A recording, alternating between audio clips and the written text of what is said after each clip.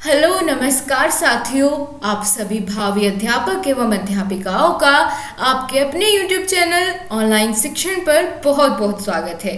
दोस्तों, आज ये हमारा प्रैक्टिस सेट नंबर 7 है, जिसमें हम CDP के टॉप 30 क्वेश्चंस को कवर करेंगे।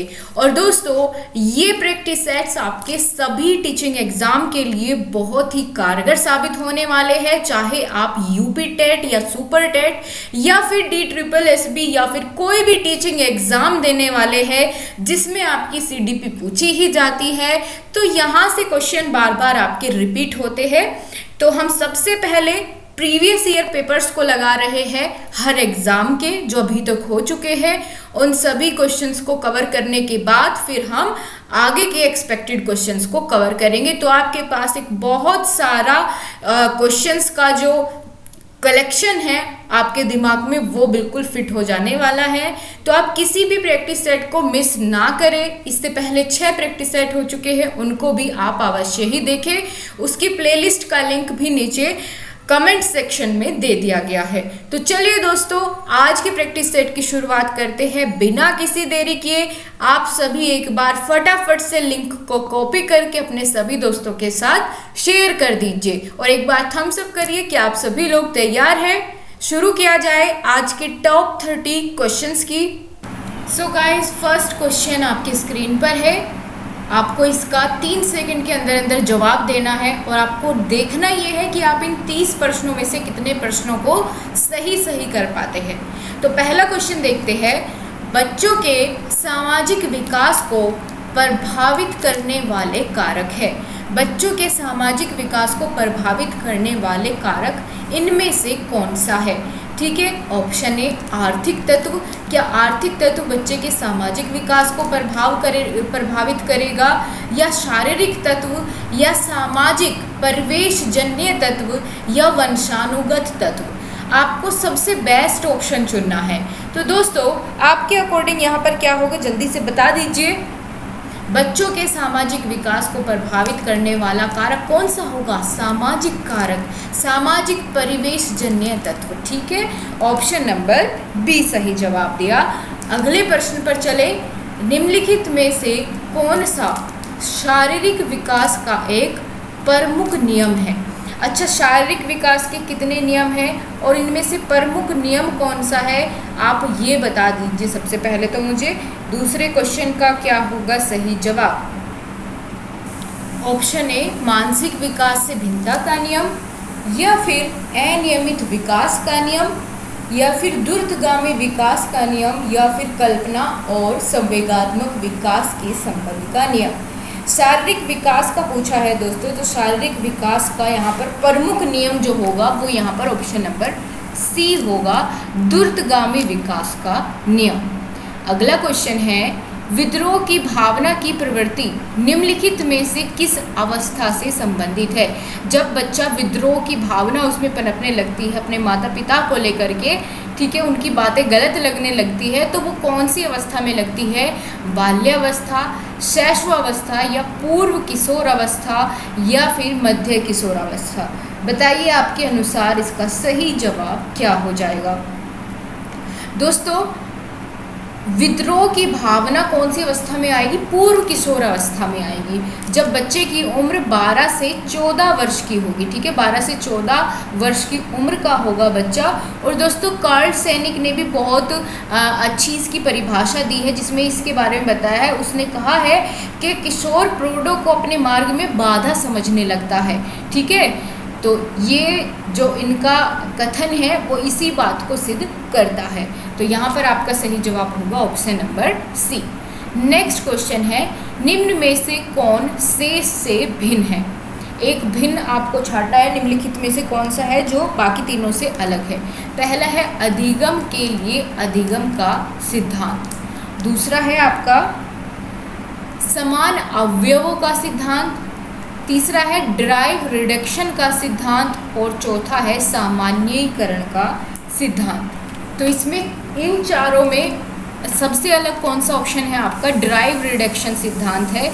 यहाँ पर ये आपकी आवश्यकता का सिद्धांत है, जो कि क्लार्क एल हल ने दिया था। ठीक है, किसने? क्लार्क एल हल द्वारा ये सिद्धांत जो है वो दिया गया था। अगला क्वेश्चन है, संज्ञानात्मक संप्राप्ति का न्यूनतम स्तर कौन सा है? संज्ञानात्मक संप्राप्ति का न्यूनतम स्तर आपको बताना है। सबसे पहले नंबर पर इनमें से क्या आएगा? ठीक है, ज्ञान, बोध, अनुप्रयोग, विश्लेषण, इनको आपको किस में लगाना है? एक सीरीज में लगाना है। जल्दी से लगाकर बताइए सबसे पहले क्या आएगा, उसके बाद क्या आएगा, इस तरीके से। ठीक है, बिल्कुल फटाफट से आपको 3 सेकंड का समय दिया गया है, आप अपना आंसर लिखकर जल्दी से बता दीजिए। दोस्तों ये क्वेश्चन अगर आपको पहचान में आ रहा होगा तो आपको समझ में आएगा, ये आपका ब्लूम्स टैक्सोनॉमी से क्वेश्चन पूछा गया है। किसकी? ब्लूम की टैक्सोनॉमी से ये क्वेश्चन पूछा गया है। और टैक्सोनॉमी में भी आपका ज्ञानात्मक पक्ष या जिसको संज्ञानात्मक पक्ष कहते हैं, उसके जो 6 भाग होते हैं उसमें उनका स्तर पूछा है कि न्यूनतम स्तर पर क्या आएगा। तो अगर आपने ब्लूम टैक्सोनॉमी पढ़ी होगी तो आप जानते होंगे कि सबसे निचले स्तर पर क्या आता है? ज्ञान आता है, नॉलेज आती है। फिर उसके बाद समझ या सूझबूझ, उसके बाद आता है आपका अनुप्रयोग, ठीक है, उसके बाद आता है विश्लेषण, फिर होता है संश्लेषण और देन मूल्यांकन। तो ये है ब्लूम्स टैक्सोनॉमी का ज्ञानात्मक पक्ष के 6 स्तर, जिनमें सबसे निचला स्तर है आपका ज्ञान का। अगला क्वेश्चन देखते हैं, एक बालक जो साइकिल चलाना जानता है, मोटरसाइकिल चलाना सीख रहा है, यह उदाहरण कैसा है? अगर उसको साइकिल चलानी आती है, अब वो मोटरसाइकिल चलाना सीख रहा है, तो ये किसका उदाहरण है? क्षैतिज अधिगम अंतरण का, ऊर्ध्व अधिगम अंतरण का, या द्विपार्श्विक अधिगम अंतरण का, या कोई भी अंतरण नहीं हो रहा है। आप सोचकर बताइए किस तरीके से वो अपने सीखे हुए जो ज्ञान है उसका प्रयोग कर रहा है, तो ये किस प्रकार का अधिगम अंतरण माना जाएगा? ठीक है, बहुत अच्छा क्वेश्चन है। इस तरह के प्रश्न आपके पेपर में पूछे ही जाते हैं। ये होता है दोस्तों ऊर्ध्व अधिगम अंतरण। इसमें अर्जित ज्ञान को, अनुभव को या प्रशिक्षण का उपयोग करके हम किसी अन्य परिस्थिति में उसका क्या करते हैं? उपयोग करते हैं, सीखे गए ज्ञान का। ठीक है, वो भी उससे ऊपर वाले स्तर से कि भाई पहले उसको साइकिल चलानी आई थी, मोटरसाइकिल चलाना सीख रहा है, तो उसने साइकिल चलाते समय बैलेंस बनाना, ठीक है, हैंडल संभालना, ये सारी चीज़ें तो उसने सीख ही ली है। अब उन्हीं चीज़ों को वो कैसे ऊर्ध्वाधर यानी ऊर्ध्व अधिगम अंतरण करके मोटरसाइकिल चलाने में उनका प्रयोग कर रहा है, सीखे गए ज्ञान का, अनुभव का और प्रशिक्षण का उपयोग। ठीक है, तो इसमें ऑप्शन नंबर बी सही जवाब है। अगला क्वेश्चन है, सीखने की वह अवधि जब सीखने की प्रक्रिया में कोई उन्नति नहीं होती वह क्या कहलाती है? तो बहुत ही बेहतरीन सा प्रश्न है, फटाफट से आंसर दे दीजिए। इसे हम कहते हैं दोस्तों सीखने का वक्र या सीखने का पठार या स्मृति या फिर अवधान। दोस्तों जब सीखने की प्रक्रिया में कोई उन्नति ना हो, ठीक है, जैसे भाई पहले हम यहाँ से हमने सीखना शुरू किया, इस तरीके से इसका डायग्राम बनता है, तो यहाँ जाते जाते फिर एक ही फ्लो में वो चलता रहता है, इसमें कोई उन्नति नहीं हो रही है। ठीक है, इसको हम क्या बोलेंगे? ये है सीखने का पठार। ठीक है, ऑप्शन नंबर बी सही जवाब। अगला क्वेश्चन है, बुद्धि लब्धि निकालने का सूत्र क्या होता है? आपसे बुद्धि लब्धि का सूत्र पूछा है, इंपॉर्टेंट क्वेश्चन है, बिल्कुल पूछा जाता है क्वेश्चन, कई बार रिपीट हो चुका है डिफरेंट टीचिंग एग्जाम्स में। तो ये क्या होगा? मानसिक आयु गुणा वास्तविक आयु, या वास्तविक आयु बटे मानसिक आयु, या गुणा में 100 लगा दो, या फिर वास्तविक आयु जमा मानसिक आयु। आप बताइए आपके अनुसार क्या होगा सही जवाब? दोस्तों मानसिक आयु यानी mental as upon chronological age, या मानसिक आयु बटे वास्तविक आयु गुणे में 100, ये होता है बुद्धि लब्धि का यानी IQ निकालने का फॉर्मूला, जो कि टर्मेन महोदय ने दिया था। किसने दिया था? टर्मेन ने दिया था। ठीक है, तो ये हो जाएगा आपका सही जवाब। और अगर आपसे पूछा जाए कि मानसिक आयु बटे वास्तविक आयु सिर्फ इतना दिया हो, ये फॉर्मूला किसने दिया था? ये स्टर्न ने दिया था टर्मेन से पहले, फिर टर्मेन ने इसमें गुणे में 100 लगा दिया। ठीक है, तो आगे चलते हैं। अगला क्वेश्चन है, 12 से 16 वर्ष के बच्चों के लिए हिंदी में डॉक्टर एस जलोटा ने कौन सा प्रशिक्षण प्रतिपादित किया है? ठीक है, आपको यहाँ पर डॉक्टर एस जलोटा का प्रशिक्षण पूछा गया है जो कि 12 से 16 वर्ष के बच्चों के लिए हिंदी में किया गया था। तो इसका नाम था, इनके प्रशिक्षण का नाम था साधारण मानसिक योग्यता प्रशिक्षण। ठीक है, परीक्षण। आगे चले, अगला क्वेश्चन है, बुद्धि के द्विकारक सिद्धांत का प्रतिपादन किसने किया? बुद्धि के द्विकारक सिद्धांत। द्विकारक कौन कौन से कारक होते हैं? द्विकारक तो ये होते हैं दोस्तों जी कारक या जी फैक्टर और दूसरा होता है एस फैक्टर। जी से क्या होगा? जनरल फैक्टर यानी सामान्य योग्यता कारक, और एस से होगा स्पेशल फैक्टर यानी विशिष्ट योग्यता कारक। ये दो कारक किसने दिए थे? बुद्धि के किसने बताए थे? तो ये बताए थे स्पीयरमैन महोदय ने सन 1904 में। ये इन्होंने द्विकारक सिद्धांत अपना दिया था बुद्धि का। ठीक है, अगला क्वेश्चन है, निम्नलिखित में से कौन सा युग्म सही नहीं है? कौन सा युग्म सही नहीं है?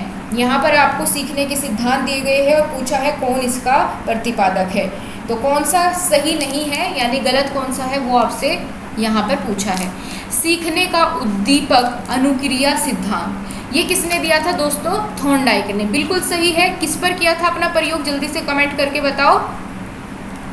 बिल्ली पर। किस पर किया था? बिल्ली पर, भूखी बिल्ली पर। अगला है सीखने का क्रिया प्रसूत अनुबंधन सिद्धांत। तो क्रिया प्रसूत अनुबंधन सिद्धांत दिया था बीएफ स्किनर ने। एकदम सही है।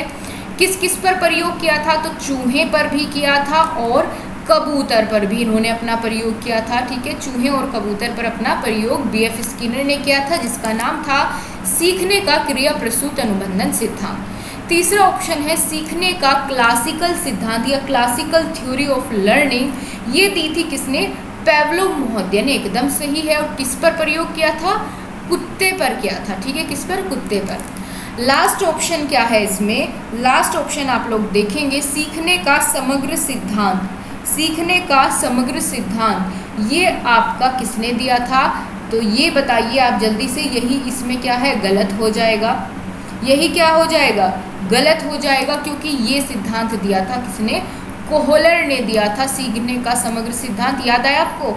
और कोहलर ने अपना जो परीक्षण किया था वो चिंपैंजी पर किया था, जिसका नाम था सुल्तान। तो यही ऑप्शन इसमें गलत दिया गया था। सीखने का समग्र सिद्धांत किसने दिया था? कोहलर ने। इसको अंतर्दृष्टि या सूझ का सिद्धांत भी कहते हैं। ठीक है, हल ने तो प्रबलन का सिद्धांत दिया था दोस्तों। तो यहाँ पर डी ऑप्शन इसमें गलत था, वो हमने सही कर दिया है। आगे चले, इनमें से किसका नाम सुजनन शास्त्र के पिता से जुड़ा हुआ है? तो सुजनन शास्त्र के पिता किसको कहा जाता है दोस्तों? बहुत आसान सा इसमें जवाब है। क्रो एवं क्रो को, गाल्टन को, रोस को या फिर वुडवर्थ को। तो सही जवाब है क्या? गाल्टन। ठीक है, सही जवाब क्या हो जाएगा? गाल्टन को कहा जाता है सुजनन शास्त्र के पिता। आगे चले, अगला क्वेश्चन पूछा गया है ग्रंथियों के आधार पर व्यक्तित्व के विभिन्न प्रकारों की चर्चा किसने की है? ग्रंथियों के आधार पर पूछा है दोस्तों। अच्छा क्वेश्चन है, ध्यान से आपको इसका जवाब देना है। क्वेश्चन नंबर 13 का आंसर आपको बताना है। जल्दी से बताइए। क्रेशमर, यूंग, कैनन या स्प्रिंजर? यहाँ पर आप सही जवाब जल्दी से बता दीजिए। तो दोस्तों ग्रंथियों के आधार पर व्यक्तित्व के विभिन्न प्रकारों की चर्चा की थी क्रेशमर ने। और क्या क्या नाम बताए थे? कृशकाय, ठीक है, पुष्टकाय और स्थूलकाय। इस तरीके से इन्होंने इंग्लिश में कहे तो स्थैनिक या एथलेटिक और पाइकेनिक, इस तरीके से इन्होंने 3 भागों में बांटा था व्यक्तित्व को। ठीक है, 3 प्रकार बताए थे व्यक्तित्व के ग्रंथियों के आधार पर। अगला क्वेश्चन है सृजनात्मकता मौलिक परिणामों को अभिव्यक्त करने की मानसिक प्रक्रिया है। यह कथन किसका है? यह कथन पूछा है दोस्तों किसका है कि सृजनात्मकता मौलिक परिमाणों को क्या करती है? अभिव्यक्त करती है या अभिव्यक्त करने की प्रक्रिया है। तो इसका सही जवाब जल्दी से आप लोग बताइए। क्वेश्चन नंबर 14 का सही आंसर है क्रो एंड क्रो। ये कथन किसका है? क्रो एंड क्रो का। सीखने में प्रयास एवं भूल का सिद्धांत का प्रतिपादन किसने किया था? तो बड़ा आसान से क्वेश्चन है, अभी अभी मैंने आपको बताया था प्रयास एवं भूल का सिद्धांत किसने दिया था। इसका एक और नाम है उद्दीपक अनुक्रिया का सिद्धांत। ये हमारा दिया था किस महोदय ने? थॉर्नडाइक महोदय ने। अपना प्रयोग किस पर किया था? आप बताइए, बिल्ली पर, चूहे पर, कुत्ते पर? अभी मैंने बताया, आप इसका सही जवाब मुझे कमेंट सेक्शन में बताइए। सामान्य संयुक्त कोशिका में गुणसूत्रों के कितने जोड़े होते हैं? तो दोस्तों जोड़े तो होते हैं कितने? 23। और अगर पूछ लिए संख्या कितनी होती है तो फिर आप कहेंगे 46। ठीक है, 23 और 23 मिलके कितने हो जाएंगे? 23 जोड़े हैं ना, तो 23 दूनी 46। ठीक है, इस तरीके से आप कहेंगे कि 46 गुणसूत्र होते हैं। अगर जोड़े पूछे तो 23 जोड़े। क्रिया प्रसूत अनुबंधन सिद्धांत का प्रतिपादन किसने किया? बताइए, फिर से वही क्वेश्चन रिपीट होते हुए, तो आप बताएंगे किसने दिया था ये जल्दी से, और इसके साथ साथ किस पर अपना प्रयोग इन्होंने किया था वो भी आपको बताना है। सीखने का क्रिया प्रसूत अनुबंधन सिद्धांत दिया था मेरे दोस्तों बीएफ स्किनर ने। जानते हैं आप बीएफ स्किनर की थ्योरी याद है आपको, किस तरीके से मैंने आपको समझाई हुई है, और इन्होंने अपना प्रयोग किस पर किया अभी थोड़ी देर पहले मैंने आपको बताया। अब आप मुझे बताइए, अगर आपने ध्यान से सुना है आसानी से बता पाएंगे। नेक्स्ट क्वेश्चन है, निम्नलिखित में से कौन सा विकास का सिद्धांत नहीं है? विकास का सिद्धांत कौन सा नहीं है ये आपको चूज करना है। चारों ऑप्शन आपके सामने है, इसके लिए आपको पता होना चाहिए कौन कौन से सिद्धांत होते हैं विकास के। तो क्वेश्चन नंबर 18 का पहला ऑप्शन देखिए क्या लिखा हुआ है, अनुकूलित प्रत्यावर्तन का सिद्धांत। क्या आपने ये सुना है कभी विकास के सिद्धांत में? नहीं, ये नहीं सुना। जवाब यही हो जाएगा इसका, ये नहीं होता विकास का सिद्धांत, बल्कि निरंतर विकास का सिद्धांत, परस्पर संबंध का सिद्धांत, समान प्रतिमान का सिद्धांत, वातावरण और वंशानुक्रम की अंतःक्रिया का सिद्धांत, ठीक है, एकीकरण का सिद्धांत, और निकट से दूर या केंद्र से दूर का सिद्धांत, सामान्य से विशिष्ट का सिद्धांत, है ना, विकास क्रम का सिद्धांत, ये सारे विकास के सिद्धांत होते हैं, बल्कि ये नहीं होता। और हमसे यही पूछा था कि कौन सा नहीं होता है। नेक्स्ट क्वेश्चन है, विकास के परिमाण स्वरूप नवीन विशेषताएं और नवीन योग्यताएं प्रकट होती है। यह कथन किसने दिया?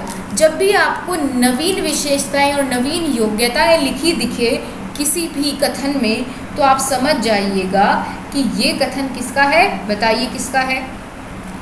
गेसेल, हरलोक या मेरेडिथ या फिर डगल्स और हॉलैंड? आप बताइए पहले, तो फिर मैं आपको बताती हूँ।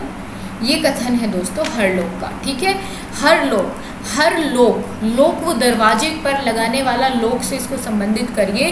तो हर लोक शुरुआत में कैसा होता है? नया नया होता है। ठीक है, नवीन विशेषताएं होती है हर लोक में, उसकी नवीन योग्यताएं होती है, सबका अलग अलग चाबी होती है क्योंकि उनकी विशेषताएं अलग अलग है। ठीक है, कोई किस तरीके से वर्क करता है, किसी में कोड भरा जाता है, कोई चाबी से खुलता है।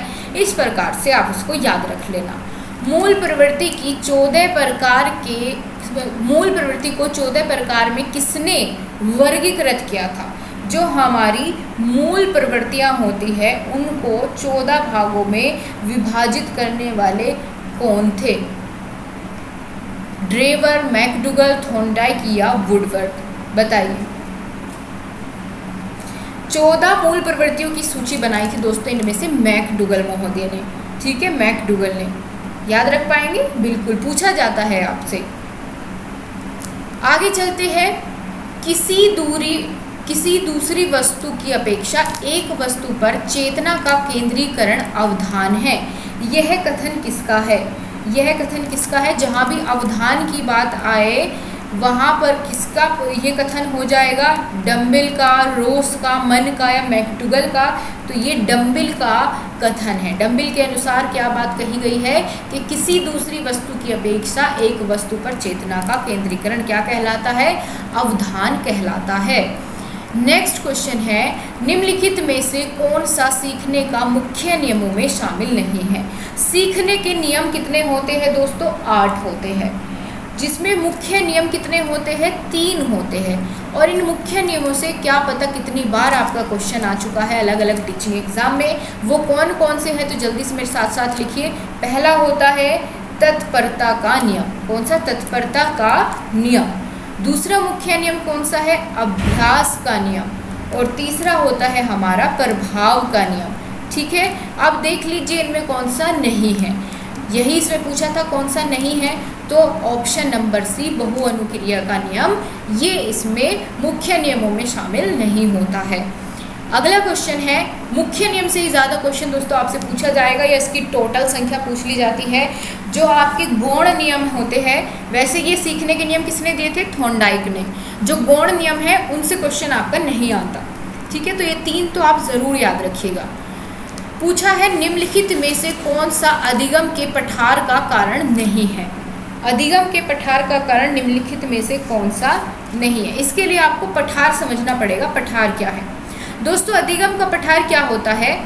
जो सीखने की मात्रा और सीखने के समय के बीच में परस्पर संबंध दर्शाता है, उसको हम सीखने का पठार या अधिगम का पठार कहते हैं। पठार के कारण क्या क्या होते हैं कि अधिगमकर्ता की आवश्यकता प्रभावित करती है ना, अधिगम को, उसका ध्यान, उसकी रुचि, उसका उत्साह, वातावरणीय कारक या उसकी प्रेरणा में अगर कमी आ जाती है तब भी पठार बनता है। उसके ज्ञान की सीमा भी कारण होती है। तो वो क्या नहीं होता, अभी मैंने बताया आपको प्रेरणा, अगर वो प्रेरित है किसी कार्य को करने के लिए तो कार्य को करता रहेगा, और उसकी प्रेरणा खत्म हो जाएगी तो पठार बन जाएगा वहाँ पर अधिगम का, वो कुछ भी नया नहीं सीख पाएगा। उसकी शारीरिक सीमा, कि अगर उसके अंदर एनर्जी ही नहीं बची तो वो आगे क्या सीखेगा, तो वहाँ भी पठार आ जाएगा। उसके ज्ञान की सीमा भी निर्धारित करती है। ठीक है, लेकिन विद्यालय का असहयोग इसका कारण नहीं है पठार बनने का, तो ऑप्शन नंबर बी इसमें सही जवाब हो जाएगा। नेक्स्ट क्वेश्चन है, अधिगम, अनुभव और प्रशिक्षण के परिणाम स्वरूप व्यवहार में परिवर्तन है। अधिगम, अनुभव और प्रशिक्षण के परिणाम स्वरूप व्यवहार में परिवर्तन है। ये कथन किसका है? ये कथन बता दीजिए किसका है जल्दी से। गेट्स व अन्य, मॉर्गन और गिललैंड या स्किनर या कॉर्नबैक। तो ये कथन सही जवाब आप फटाफट से दीजिए, 3 सेकंड का समय है।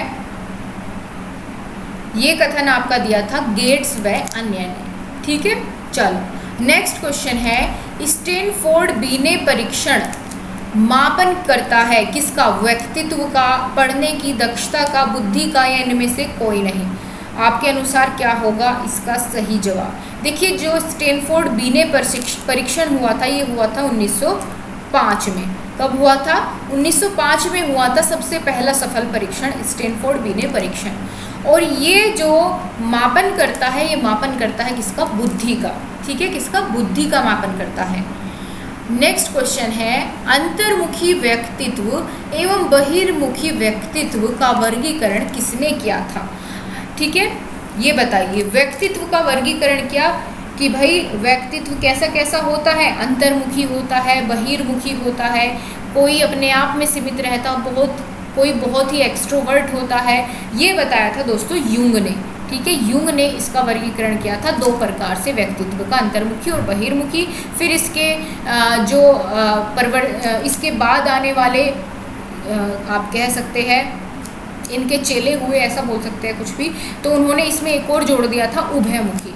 ठीक है, इंट्रोवर्ट, एक्सट्रोवर्ट, ये 2 इन्होंने दिए थे। आगे है, कोहलर निम्नलिखित में से किससे संबंधित है? मैंने आपको थोड़ी देर पहले बताया था कोहलर किससे संबंधित है, इनमें से अभिप्रेरणा के सिद्धांत से, विकास के सिद्धांत से, या व्यक्तित्व का सिद्धांत, या अधिगम का सिद्धांत। तो कोहलर वाला जो आपने पढ़ा था सिद्धांत, वो किसमें था आप बताइए मुझे जल्दी से। वो था दोस्तों अधिगम के सिद्धांत में। अधिगम का सिद्धांत दिया था इन्होंने, अंतर्दृष्टि सूझ का सिद्धांत कह लो, है ना, उसका नाम क्या था? अंतर्दृष्टि या सूझने का सिद्धांत, सूझ का सिद्धांत, या सीखने का समग्र सिद्धांत। किसने दिया था? कोहलर ने दिया था। किस पर प्रयोग किया था? चिंपैंजी पर किया था। चिंपैंजी पर इसने अपना प्रयोग किया था। क्या नाम था चिंपैंजी का? सुल्तान नाम था। क्या नाम था? सुल्तान। याद रख पाएंगे बहुत अच्छे से। नेक्स्ट क्वेश्चन है, बुद्धि के तरल क्रिस्टलीय प्रतिमान के प्रतिपादक कौन है? बुद्धि के तरल क्रिस्टलीय के प्रतिपादक कौन है? बुद्धि दो प्रकार की इन्होंने बताई थी, तरल और ठोस या तरल और क्रिस्टल। ठीक है, इसका प्रतिपादक है कैटल, थॉर्नडाइक, वर्नन या स्किनर। आप बताइए तरल बुद्धि में क्या आ जाएगा? जो भी नई नई समस्याएं आएगी वो सारी तरल बुद्धि का भाग होगी, और ठोस बुद्धि में आएंगे उसके प्रशिक्षण और उसके अनुभव। ये जो प्रतिपादन किया था इस सिद्धांत का, ये किया था दोस्तों कैटल महोदय ने। किसने? कैटल ने। ठीक है, बहुत अच्छे। चलो अगला क्वेश्चन देखो, शिक्षण हेतु मानसिक उद्वेलन प्रतिमान। मानसिक उद्वेलन क्या होता है? Brain storming. अच्छा क्वेश्चन है, ध्यान दीजिएगा। ठीक है, ये क्या है? ब्रेन स्टॉर्मिंग होता है इसका मतलब। प्रतिमान का प्रयोग निम्नलिखित में से किसके सुधार हेतु किया जाता है? समझ के सुधार के लिए, अनुप्रयोग, या फिर सृजनात्मकता या समस्या समाधान। आप बताएंगे इसका सही जवाब। Question number 29। ठीक है, मानसिक उद्वेलन ब्रेन स्टॉर्मिंग किस लिए किया जाता है?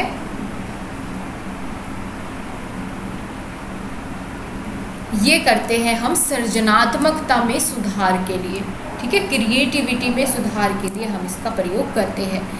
लास्ट क्वेश्चन है, ध्यान से देखिए, गोलमैन निम्नलिखित में से किससे संबंधित है? गोलमैन सामाजिक बुद्धि, संवेगात्मक बुद्धि, आध्यात्मिक बुद्धि या फिर सामान्य बुद्धि। आप इसका सही जवाब फटाफट से आंसर करें। किससे संबंधित होंगे गोलमैन?